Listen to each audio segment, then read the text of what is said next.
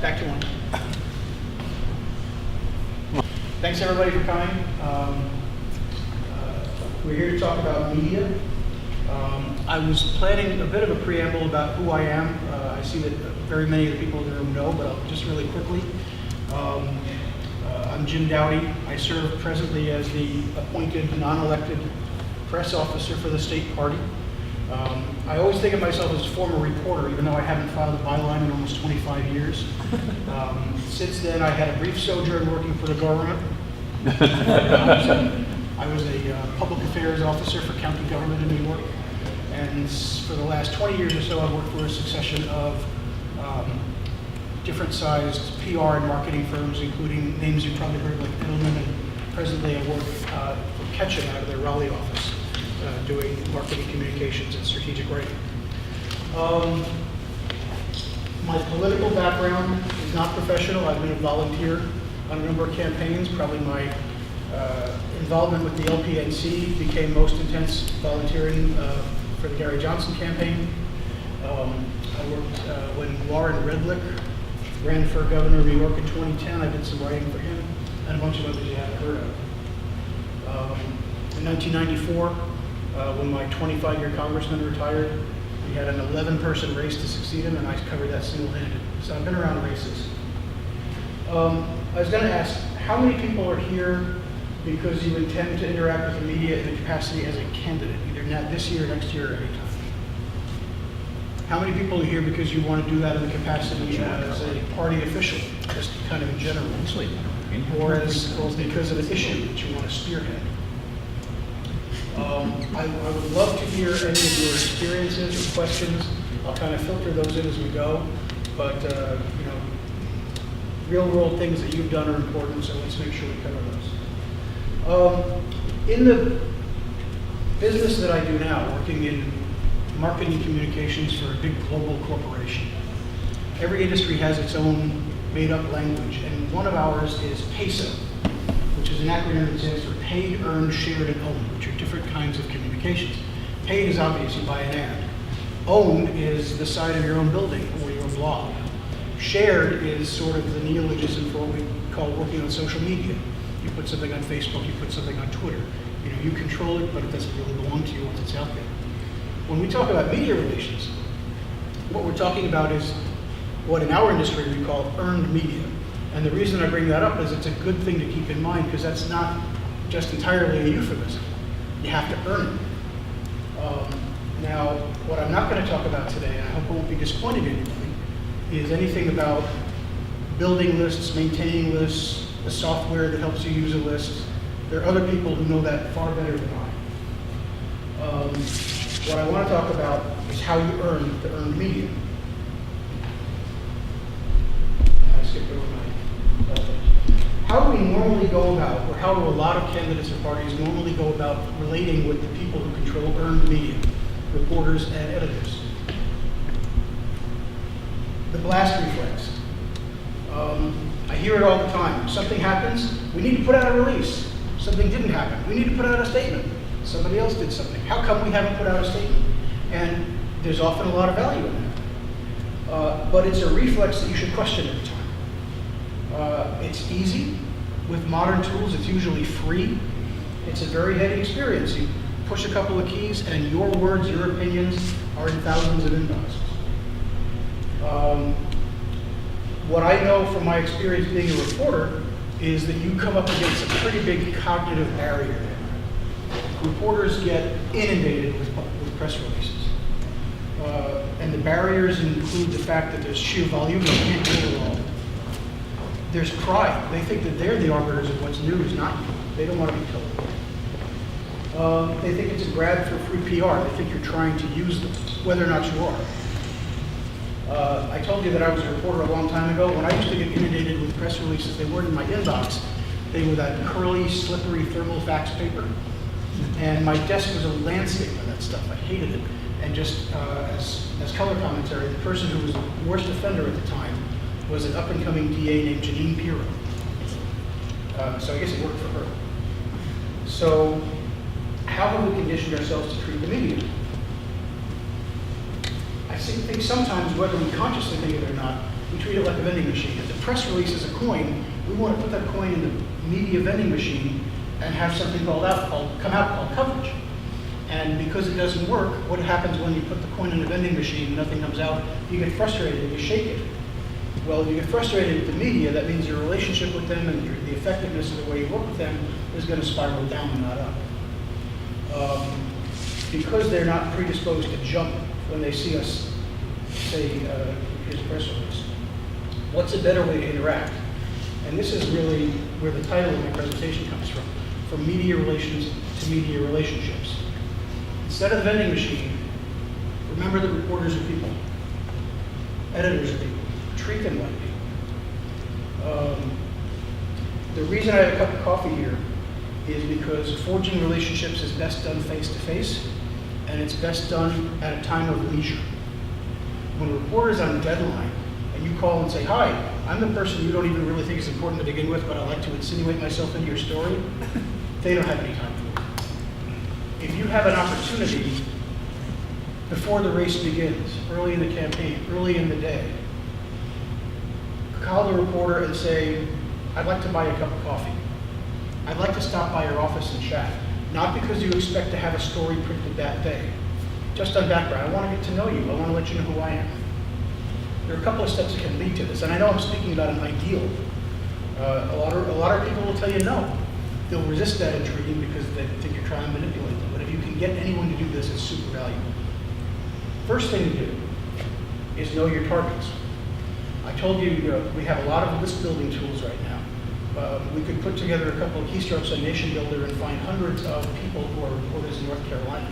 But if you're going to run in a particular town, a particular district, or if you're trying to advocate on a specific issue, remember I said it's earned media. This is part of how you earn it. Do your research. Look up your district. Look up your issue. Look up the race you're going to be running in. Who covered it before? Which reporter? Which paper? Read the last 5, the last 10 articles that person wrote. Get a sense as a person of what they're doing, then try to reach out to that person and try to have that meeting. When I talk about a relationship, it doesn't mean for the long term. It doesn't mean you're making friends. You can, but it could be for as long as you need to. Remember back in the wintertime, a bunch of us went to pick up trash at Guilford Courthouse National Park. That's where I met some of you guys. We reached out using the method I described to a couple of reporters in that area, and we had a relationship because I talked to them. I said, here's what we're trying to achieve. Here's our point. We're going to be here. I hope you'll come out. And that relationship might have lasted 24 hours, but it lasted during the 24 hours that we needed. So I talked about doing your homework. I talked about not relying on lists. When you do, if you do, get a chance to have that one-on-one get-to-know you meeting, what do you do during it? This is not the time to pull out your manifesto of how you're going to save healthcare or legalize pot or whatever. That's going to come during the campaign. This is to establish a working relationship. Show respect for the reporter's process by asking questions. When's your deadline? When's your busy time? When's a good time to call? When's a bad time to call? What's the right number to call, or do you prefer email or a text?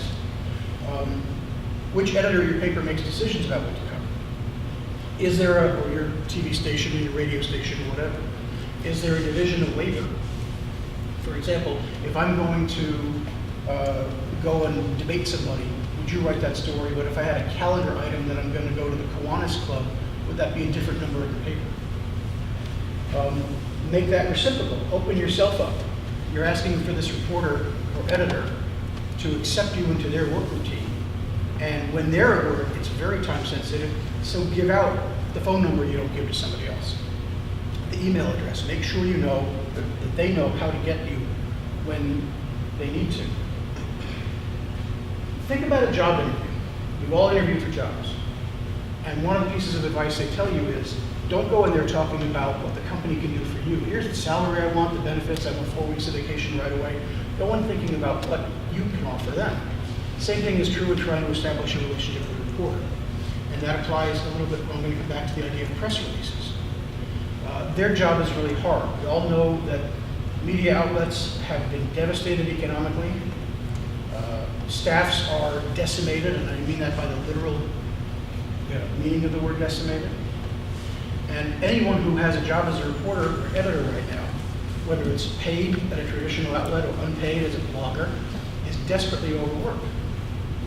So you can help by making the relationship about the way you make their job easier, what you can offer them.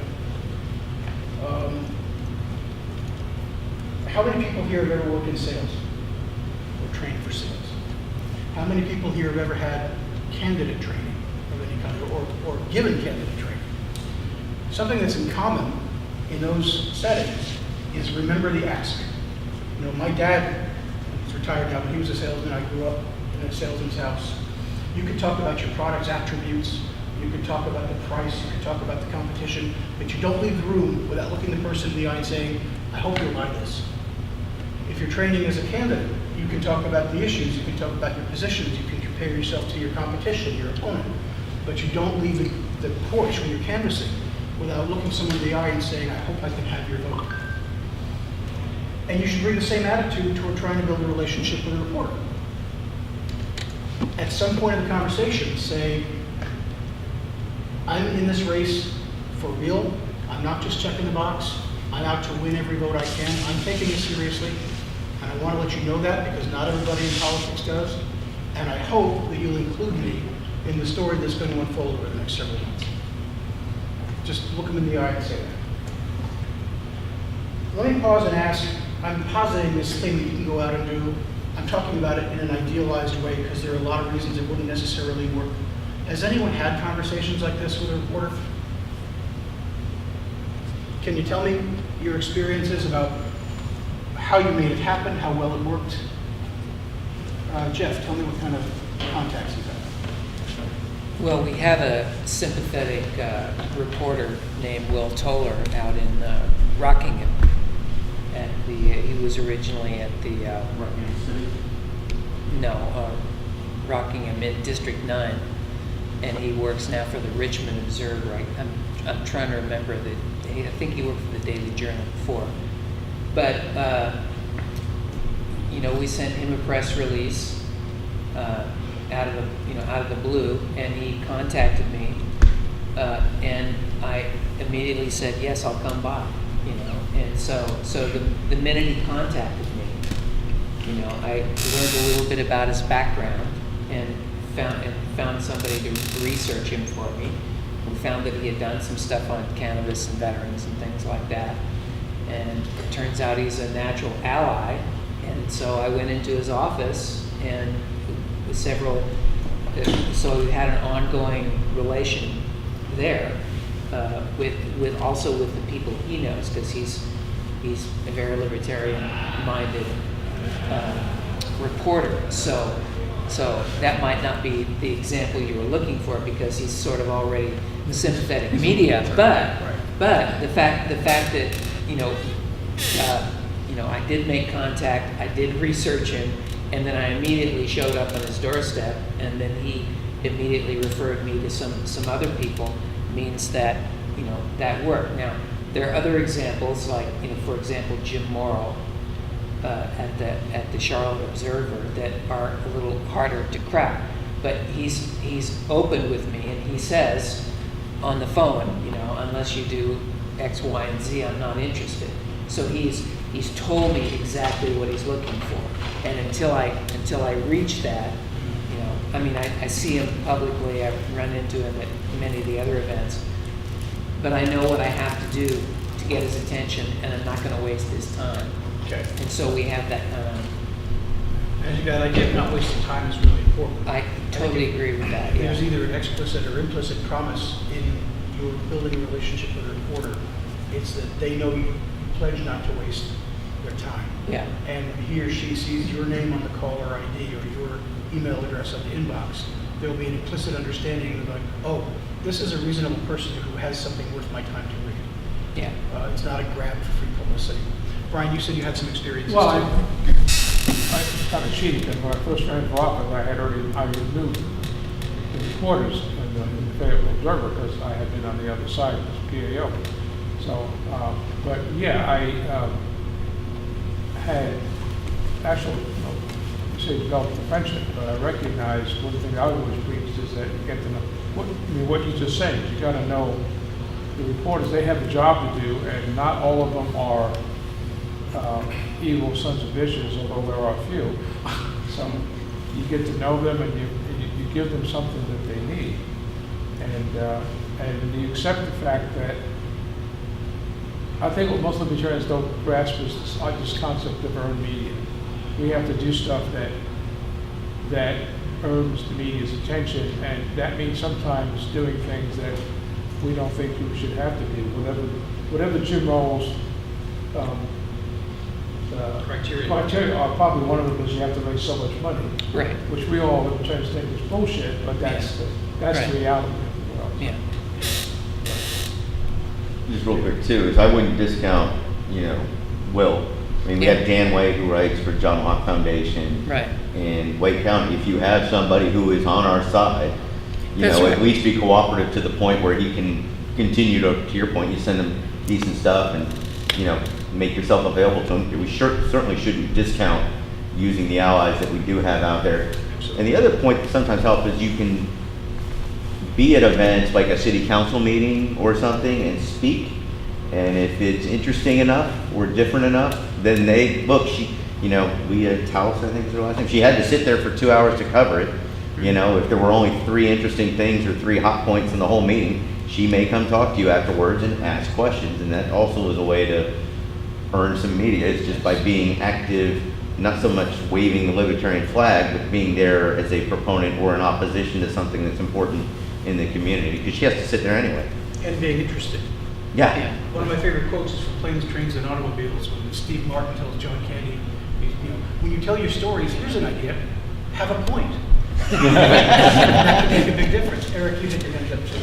Yeah, actually, it was Angela at the Durham Herald, and we met. I had sent her 1 or 2 press releases and had gotten no response, but she was at the MLK March in Durham, which I had a booth at, and she had recognized my names from the press releases.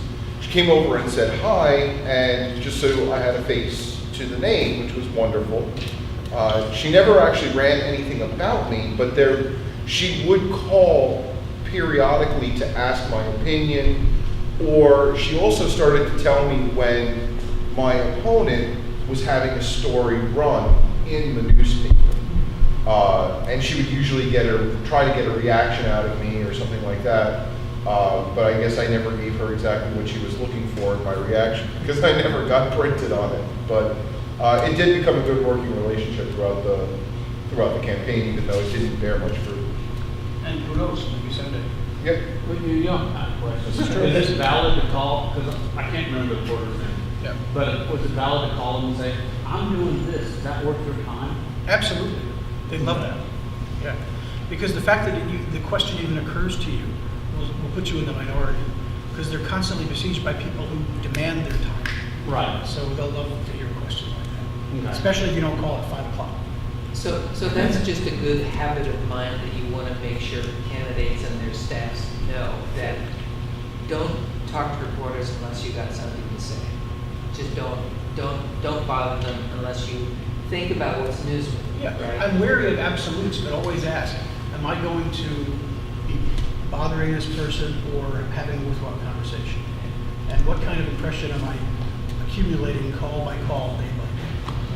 I think you're right. The whole point of what we're talking about here is the idea of changing attitudes of people who work in the media. So I thought it'd be worth spending a couple of minutes talking about what those attitudes are.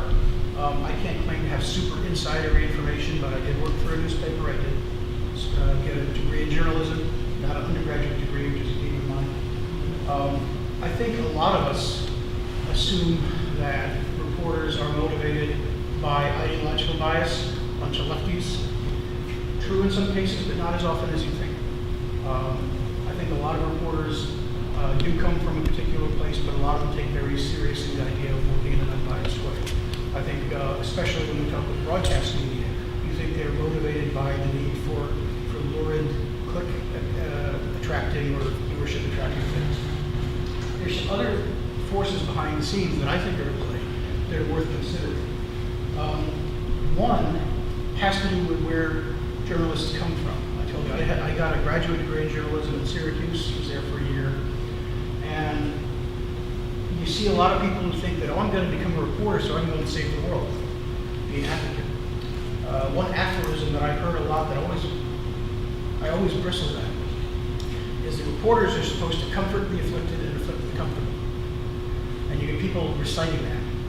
And I always push back. I said, you know what? Some people are justifiably comfortable. They work really hard. Some people are even justifiably afflicted. And reporters shouldn't be advocates in either direction. You also find out, especially among people who have gotten journalism degrees, that the changing landscape in schools right now treats it more like a trade school, and people are coming out with journalism degrees who, and I'm generalizing very broadly, are less likely to have put in a lot of time studying history or law or civics or English the way they might have a generation ago.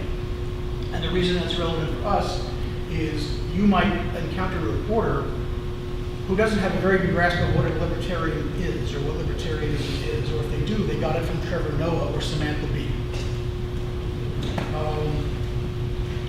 And one of the defects, I think, from our party across the line is we let other people define us. Most of the people you meet who have an idea what a libertarian is didn't get it from a libertarian, which is something you kind of run across when you try to have a conversation with them. But the other thing that I think is sort of a hidden factor is the idea of storytelling.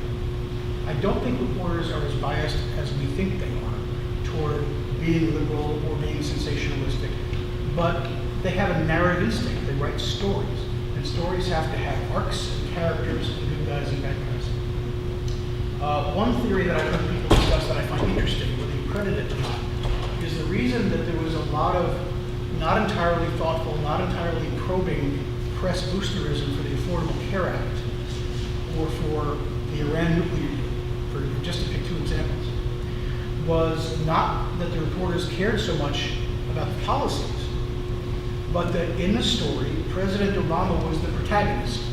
And in a story, you want the protagonist to chase the thing the protagonist wants. In filmmaking, they call this the MacGuffin, the principle from Alfred Hitchcock. If you ever saw Pulp Fiction, the suitcase, that you never found out what was in it, but light shone out of it was the MacGuffin. And so to reporters, with the ACA in, 2009, 2010, or the Iran deal a couple of years later, they soft-pedaled those stories because that was the protagonist chasing the MacGuffin.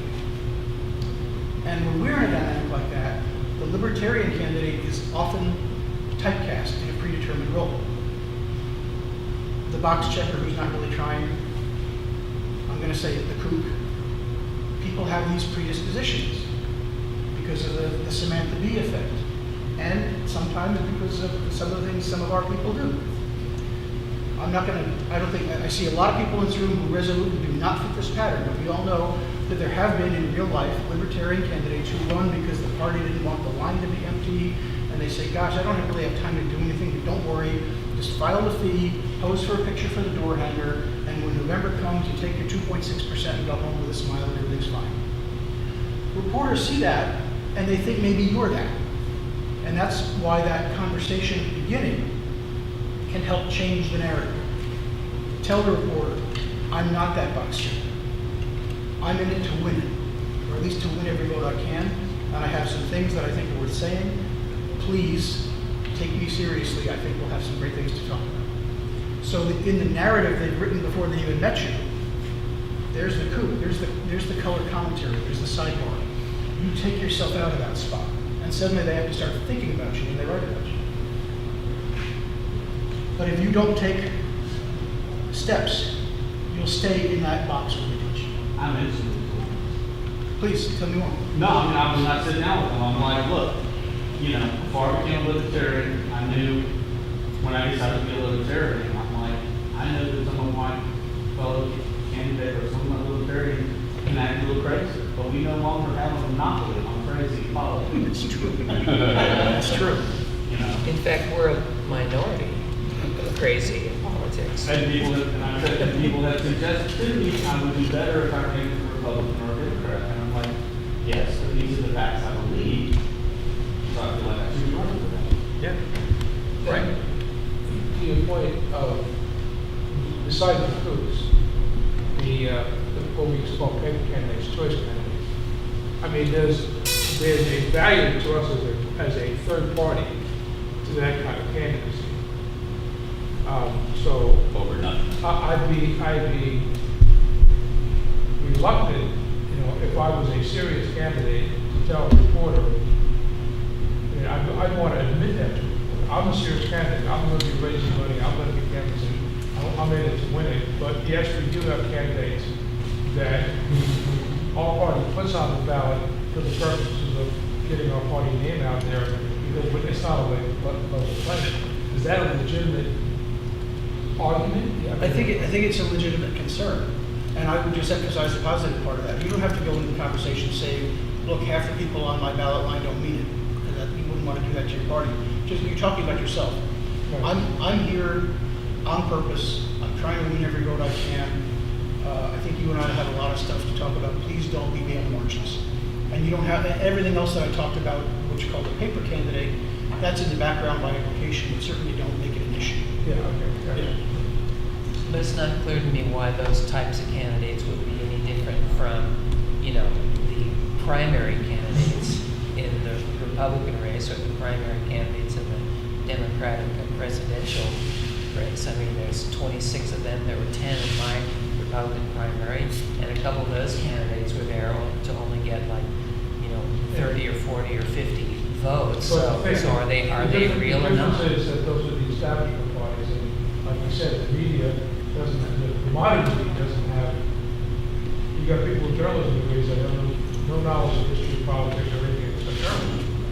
That's true. That's what Yeah. I'm saying. I mean, if you're in That's the way- establishment party, you have the imprimatur to kick the door open for you. And if you're one of these 26 Democrats who's running for president now, at literally 0%, somebody's going to answer your phone call because of that. Also, the establishment party candidates who aren't really trying to win, they're running for Secretary of HUD.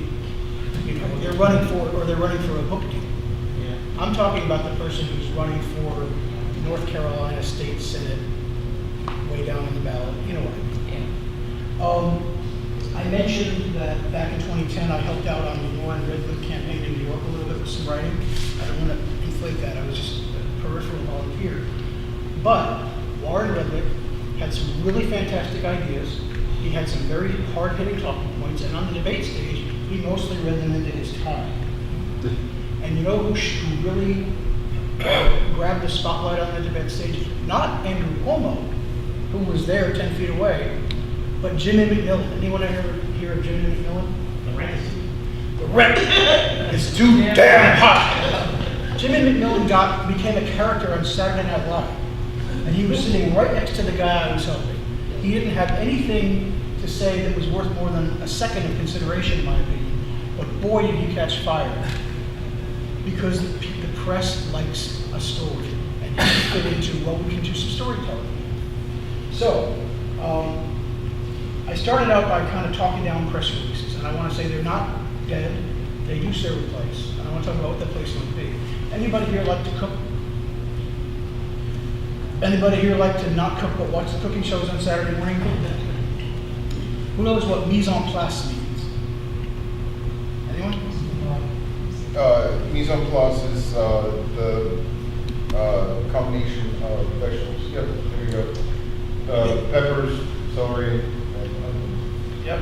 In French, it means put in place. In the past tense, put in place. And it's the idea of getting your stuff ready and preparing, doing the scut work first, so that when it's time to do the real work, it's all there for you. That is one way you can make a press release so much more useful to a reporter and welcome than the traditional model of, I've got to tell my opinion and I insist they run it. When you're a reporter compiling a story, you've got lots of ingredients you've got to put together. I mean, I did this in the pre-internet age, but even today with Google, you've got to get the quote, you've got to get the fact, you've got to get the time. There's a lot of busy work before you can even try to be a storyteller and craft your narrative. And in the spirit of you as the candidate, you as the party official, you as the issue advocate, helping the reporter in a mutually beneficial relationship, your press release can be mise en place. Here's the 5 W's. Here is when the thing is going to be. Certainly there's a place for non-factual, your opinion, your perspective. You put that in quotes, so that if they can't get you on the phone, they can quote you. Background information, presented in a modular form. Last year, $540,000 of this, or this cost $85,000, or things that they can run with, so that you're making their job easier. Every phone call they don't have to make, every Google search they don't have to perform, is one step closer to actually writing the story. And if you help them, you might get into that story. One final word about press releases is talk like a person. I suggested that you relate to reporters like a person. One of my favorite quotes, and I've used this in a number of different contexts, is from the author, Professor William Deresiewicz, who said, people who speak English perfectly well start treating it like a foreign language the moment they get the inside of a pen. I would recognize that recommend rather that you use things instead of utilizing, that you use plain Anglo-Saxon monosyllables. And the press release will sometimes work in tandem with the human connection with me. If you just blast it out and then look at tomorrow's paper and say, why didn't they run my press release? That's not going to help. But often if you get a reporter on the phone, because they're busy, the first thing they'll say is, do you have a statement you can send me? Well, that's an entirely different dynamic. In the marketing world, we call that permission-based marketing, because you're not just foisting a document on them, you're giving them the document they asked you for, which is an entirely different cognitive reaction on their end. So if you have a statement, you call them, they say, look, I'm busy, can you just send me the thing? Send it, much better than if you would just send it. So when does a press release help?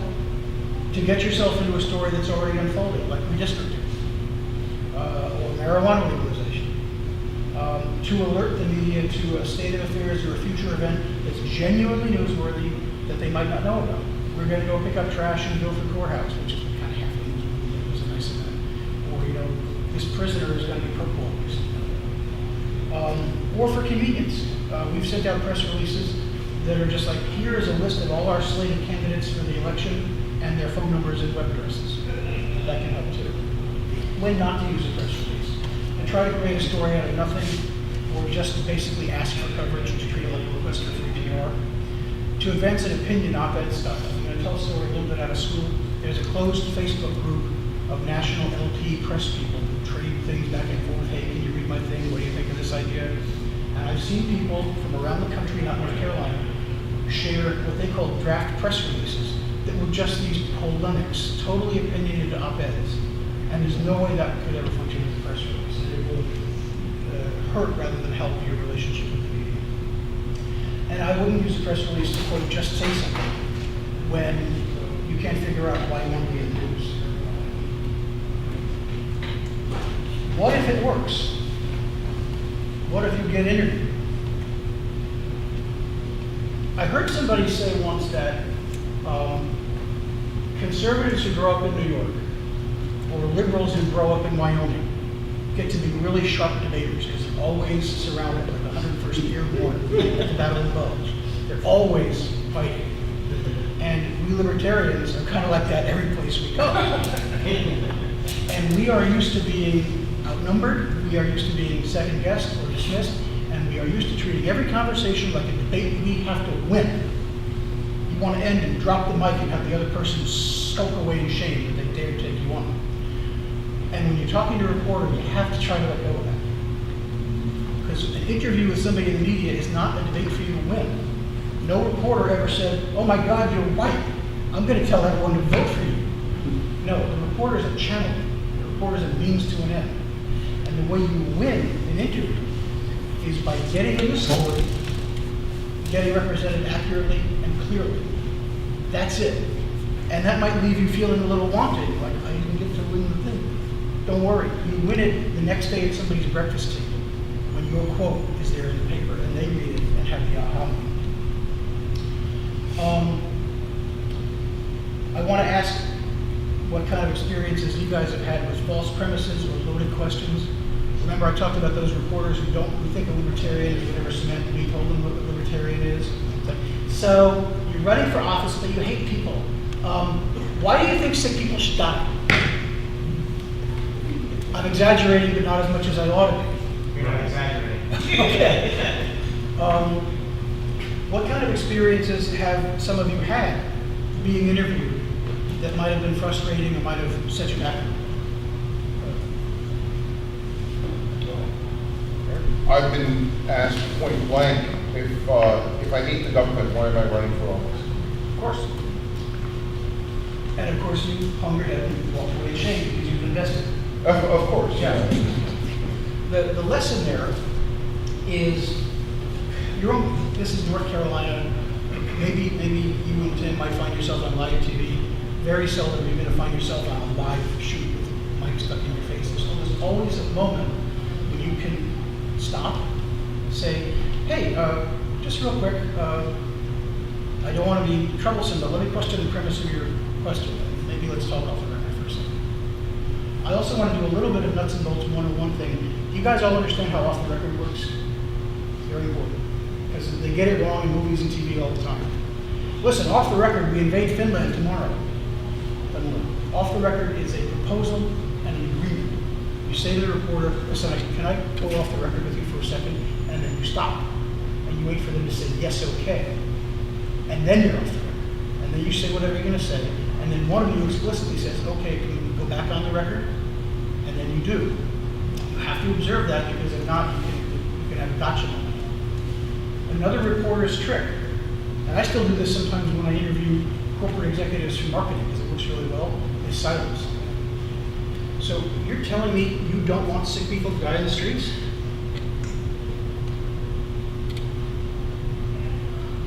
Now, you know what I'm doing, so you're not going to break, but eventually people fill silences. And it can lead you to say something you haven't thought through or don't want to say. So watch for that. Then there's the question of message discipline. Now, this is a Libertarian party, and I just use the word discipline. What the hell is wrong with me? Okay? You don't take orders from anybody, let alone some party boss. But here's the good news. Message discipline isn't about accepting diktats from somebody else. Message discipline is what you impose on yourself. And one reason is to make sure you don't cede control of the interview to somebody else. How many people have ever been interviewed and said 5 things, and they picked up the paper the next day or saw the radio or the TV the next day, and only one of those 5 things was in the story, and it wasn't the one you would have chosen? All the time. Yeah, we want to ramble, we want to go on. And it sounds fake and corporate and too PR-y to say, pick your talking point, rehearse your talking point, get it out, and if the person keeps pressing, it's okay just to repeat your talking point again, which is sometimes laid bare in an embarrassing way on Meet the Press or CNN, but when you're talking to a newspaper reporter, it's you keeping control of the message. And messages come in tiers. I know we're getting close to time. Anything you want to say, there's the 5,000-foot gauzy version, there's the nuts and bolts version, and different areas in between. And I'm not here to say that any one of them is always right or wrong. I'm saying read the room. I don't know, we're farther away from the screen than I thought we'd be. Can you guys read that? Yeah. So, I oppose a citywide ban on Airbnb. Can't mistake that at all. It's perfectly plain, but it's not really news. They knew that before they picked up the phone with me. The government that governs least governs best. You saw what I wrote about that, okay? It's high level of flow. So remember the movie Jerry Maguire? I can't believe it's more than 20 years old now. Remember the little kid who would run up to you? Do you know the human head weighs 8 pounds? Okay? Think about when you're at a cocktail party. If someone comes up to you and says, I think Airbnb is a great idea and stimulates the local economy. Well, you've made an assertion, you're having a conversation. If you run up to someone and says, Airbnb is, you're going to tell us more than $65 million, you're the kid from Jerry Maguire. You're annoying. You've put up a wall. When you make an assertion that people might doubt just a little bit, say Airbnb is good, you incite them to say, oh yeah, even if they don't say that out loud. And when they say, oh yeah, remember we talked about permission-based marketing? Then all of your proof points and your stats and your arguments are in response to them saying, yeah, prove it. They've asked for it instead of you forcing it on to them. I think because our party is so much more ideologically coherent than the others, we have a greater temptation to make these lofty philosophical statements a lot. But just remember, with very few exceptions, if you're running for office or if you're spearheading an issue in this state, it's something very specific. Should there be parking meters on Main Street? Should they allow Airbnb? So talk about that in the meantime. It can also be effective to put your output in the form of a question for the same reason that it pulls the person back in with you instead of just throwing messages at them. And I'm going to use kind of a cliched classic example. Instead of saying, I think this country needs to restore power to the people and end the criminal militarization of our civil police forces. Oh my God, you just buried that person in a bunch of ideas. Say, when did this become this? You put it in the form of a question, which means you put it on them to think about it and answer. Another quick thought about message discipline. Another thing that is endemic to our lives as libertarians is horse race stories, process stories. You didn't cover me. You didn't let me in the debate. I didn't get in the news. I didn't get on the ballot. All super important, but the Republic is not going to sink or swim based upon whether you got in the debate. The Republic is going to sink or swim based on what our tax rates are and whether we go to war and everything else. So try to keep to issues. Reporters also love horse race stories because they don't have to think very much about them. They're easy to write. But you're not going to win an election because you complained about the League of Women Voters debating policies. That's something we can complain about ourselves. So, I have a little tiny bit of pontification. We all know 2020 is a big year. 2019 is not nothing. We have 2 congressional races, we have municipal races, school boards, things like that. But like Nick Sowark said, Super Bowls are only off-season. I want you to think about the cognition, not that reporters, but that voters have of the Libertarian Party, because a lot of voters turn their political brains off for 4 years at a time. And I'm going to get on some thinner ice already. A lot of people out in the world haven't had the thought libertarian cross their minds since November of 2016. If that idea was a videotape, they've hit freeze frame. It's been on freeze frame for 3 years, 2.5 years. And the frame it's frozen on is, what is Aleppo? Which means that going into 2020, when we're going to have all these races, we're going to have the entire congressional delegation, the governorship, a federal Senate seat, and be a pivotal swing state in the presidential election. When they unpause, the square one in voters' minds is, what is Aleppo? Unless we change it this year. Remember, our earlier speaker talked about making progress without winning things. This year, we can change the concept in people's minds of what this party is, what this philosophy is, what we are, so that when the stakes get really high next year, maybe their square one cognitively is, oh geez, yeah, weren't those people in the congressional race last year who stunned everybody by getting like 27% and almost knocking off the big parties? That's a win without a win. And I'm exaggerating, but again, not totally. There's a lot we can accomplish. I'd like to end with a story from our own backyard that you might find either encouraging or discouraging. You guys remember in February hearing about Jeff's election, NC9. That was national news. The New York Times didn't just use a local stringer, flew in an actual live New York Times reporter here in North Carolina. Not from 8th Avenue, from Atlanta, it still counts. That article was 1,332 words long the next day, and it was 31 paragraphs long. And Jeff got in the article. Now, here's the thing. Jeff did everything right. Everything right. He didn't just show up at the hearing. He registered ahead of time with the Board of Elections and said, look, I'm a candidate. I have standing. I want a seat at the table. And they gave him one and a little ready room where he could leave his stuff and have team confabs. He was early. He was wearing a suit and a tie. His hair was combed. And I know it's not in this picture, but I took him that day. But friends, his socks matched. when everyone else was filing through the lobby of the State Bar Association building, going through security, Jeff was there recognizing members of the media because he had done his homework, greeting them. He had copies of a prepared statement on campaign letterhead that he was handing out saying, hey, just want to let you know I'm here. Here's my perspective on this. Let's talk later. And then upstairs during the hearing, whenever there was a break, Jeff was up working the room, talking to Jim Morrill and other people. Jeff did everything right. And, not but, and, he also did something nice. Jeff realized everyone's going to be cooped up together in this building all day on a February day, many blocks from the nearest convenient place to eat. So we said, I'm going to bring some homemade banana walnut bread. And as the people came in, he said, look, we're all cooped up today. If your blood sugar starts to go south on you, I've got this little room. There's some snacks. Please feel free to help yourself. What could go wrong? Jeff appeared in paragraph 31 of, paragraph 27 of the 31 paragraph story. The only reason that reporter knew Jeff was handing out banana walnut bread is that Jeff had greeted him in person, introduced himself, handed out the piece of paper with his name printed on it in at least 3 different places, but he didn't get his name in the paper. That's that narrative thing I talked about. That reporter came to town needing people to fill the roles in the storytelling he wanted to do, and the Libertarian candidate was precast as the colorful sideshow, even though Jeff did everything right.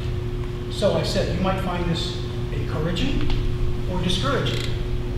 You can get it in the paper, but it shows what we're up against. I know there is a division in this party between people who want us all to be clean for Gene, I dated myself there, and people who are okay with, boots on the head and all that kind of stuff. And it's not my place to dictate. Whatever your flag is, fly it. But just know what we're up against. The people who control the media we're trying to earn are predisposed to treat us like a joke. We have to work twice as hard as the others want. So that's everything I have. I know we're close to going back to talk about open and closed primaries. I hope this is aligned at least a little bit with what you expected to talk about today. Please let me know if you have any stories to share or any questions. I'll just kind of highlight, I like Wayne County. One of the things we did, to your point, is we took issues that we know full well that voters care about, education, healthcare being 2 of them. They're always at the top of mind for state races at least. And by picking 2 and then educating our own candidates, because some of the issues, to your point, is candidates when they're all over the place, and we don't get a lot of media, but when you have them focused on the same issues, I think it helps a little bit at least. And it also allows us people, when I would say who, but we sometimes have candidates who maybe are not well versed on a variety of issues because they just don't read the paper on a regular basis, they don't get the little mailers from the different political organizations, they just don't keep up as well as you might like. But if you pick 1 or 2 issues, you can kind of prep them and educate them. Because that happens in other parties. We had somebody win a Democratic primary and then get elected in Wayne County, and it's just a Me Too. She just happened to be a woman when the other guy stumbled. And so I think if we can't dictate, but if you can get everybody to cooperate and appreciate the benefits of cooperation voluntarily, and stick on 1 or 2 issues, you can have a much greater impact. And if there's 4 or 5 of you in the county that are all talking about the same issue from the same perspective, that will get you more attention if at least 3 of those 5 are actually working. The other 2 are just checkboxes. So I just advertise that as a way for other counties to kind of work together, get 3 or 4 candidates going in the same direction will really help. Coherence is a great way to break through. I was just going to add to that the Democrats, prior to their big wave of victories in Charlotte, Mecklenburg, they were very, very on message. The whole Act Blue, the Invisible group, very well organized, and they had their weekly talking points.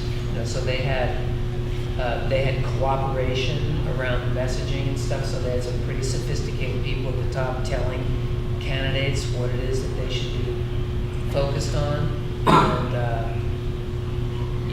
obviously that takes a lot of money, a lot of organization, and a lot of cooperation, but they did a very good job with that. So, I keep saying I know we're getting close to time. You guys will indulge me for one more editorial. I told you I worked in marketing. Somebody tell me what's the main attribute of a Volvo? Safety. Okay. Volvos are expensive. Volvos are high-performance cars. Volvos are reliable. Volvos hold their resale value. There's 1,000 things you can say about a Volvo, and they're all true. But that company made a choice. That's what positioning is. You can position yourself as a candidate, or as an issue leader, or as a party, same as you do with the product you sell. All the things you could say are true, but you got to pick what to lead with. What's the leading attribute of Virginia Slim cigarettes? Yeah? They were marketed to women. They were the cigarettes for women, like this different tobacco scent. And the reason I think this applies to what we do is, you've all been canvassed at your house on a Saturday morning during the campaign season, somebody knocked on the door. Have you ever had a Republican knock on your door and say, have you accepted Milton Friedman as your personal savior? Have you ever had a Democrat knock on your door and say, I'd like to talk about John Maynard Keynes for a second? No. Now, they all believe those things. A libertarian is probably not going to, but somewhat more likely to say, I want to talk to you about Austrian economics now, we should audit the Fed. People don't care. I told you this was an editorial. It's true, we'll get to that, but people care about parking meters on Main Street and whether they can buy booze on Sunday morning or pop whenever they want to. You're not failing to be true to yourself if you pick something more effective to lead with and let the other stuff come. In this state, have you seen, I haven't seen too much of that in the last few years. My history of the party in the state doesn't go back that far. Have you seen that in other parts of the state? Because I see libertarians too, but when they're around other libertarians, having fun with that, it's fine. But I have not seen too many libertarians at the state level. I think you're right, and I'll get to you in a second. That kind I'll of confess that my reaction is international.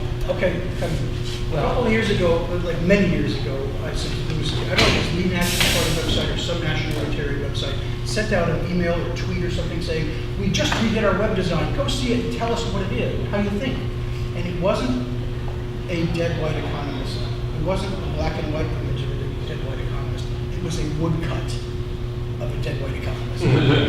That was what kind of shaped that opinion. Jeff? well, I was just saying that as a candidate, and I know everybody who's been a candidate has had this experience, right? You're desperate for someone to be around you who is your quality control, right? Who is someone who's looking at you going, is your air pump? Do you have the right tile? You don't, just because you work in banking for 30 years doesn't mean your audience cares about what you're going to say about the banking world. And you do have to be very conscientious about your audience. You have to be the point I'm getting at is, Jim, you're adding a layer of quality control that we all need. It's like self-discipline. Yeah. No one, this isn't the party people tell you what to do. Well, but if you're working with a team on a campaign, you need that feedback from the people around you.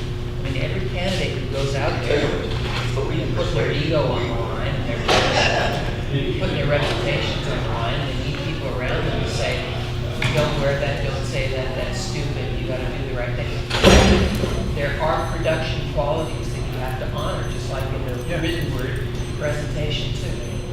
So anyway, I appreciate what you did for it. Thank you very much.